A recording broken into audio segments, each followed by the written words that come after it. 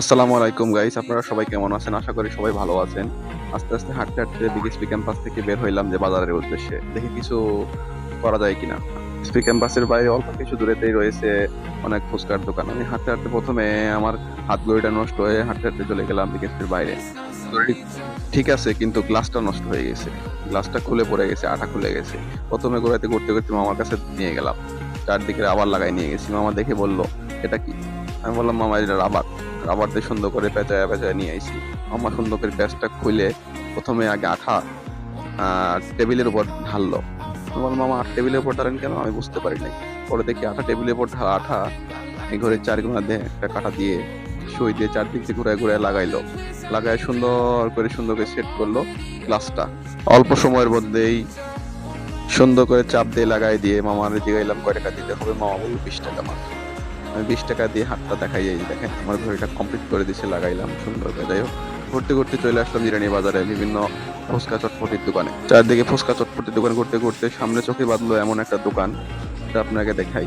এই যে সেই দোকান, সেই দোকান আপনারা একটু আঁচ করেন। গোপন সমস্যা ও বিভিন্ন হার্বাল জনিত রোগে ভুগছেন তাদের জন্য এই দোকান। আর যাই হোক, মতো চলে আসলাম ফুচকা চটপটি বিভিন্ন কি খাওয়া যায় চিন্তা ভাবনা করলাম। এক মামা দেখছি বসে বসে চটপটি খাইতেছে। চারদিক ঘুরে দেখলাম এখানে ভিড় বেশি, আবার ঘুরে ফিরে এই মামার কাছে আসলাম। বললাম, মামা চটপটি বানাই দেন 30 টাকার। সুন্দর করে চটপটি আগে সসপ্যান থেকে ঢেলে নিল, ঢিসে ঢিসে ঢালার পরে বিভিন্ন মশলা আস্তে আস্তে করে দিল। টক একটু বেশি করে দিয়ে দিল টক। সুন্দর করে সবকিছু মিশালো, জিনিস ঘুরাইয়া ফিরাইয়া ডাব্বা চামচ দিয়ে সারান্না প্লেটের মতো দিয়ে দিল।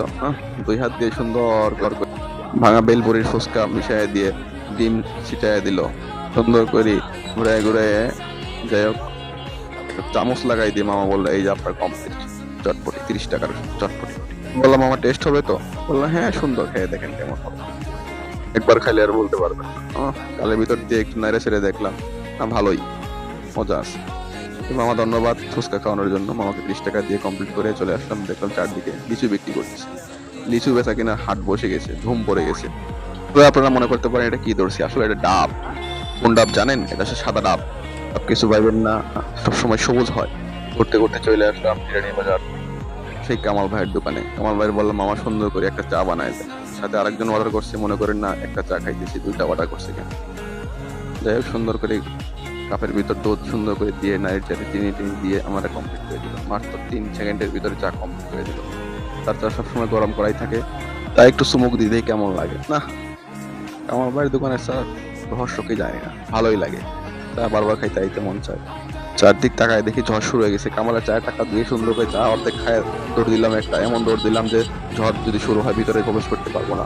ওই ক্যাম্পাসের ভিতরে ঢোকার জন্য দৌড় দিলাম, ঘুরে ফিরে দৌড় দিয়ে চলে আসলাম। গাইস সবাই ভালো থাকবেন, আসসালামু আলাইকুম। এসে দেখি যে বিকেএসপি ক্যাম্পাসের ভিতরে এমন বৃষ্টি হয়েছে, সব ডুবে গেছে। সবাই ভালো থাকবেন, কেমন হলো জানাবেন। আসসালামু আলাইকুম, বাই বাই।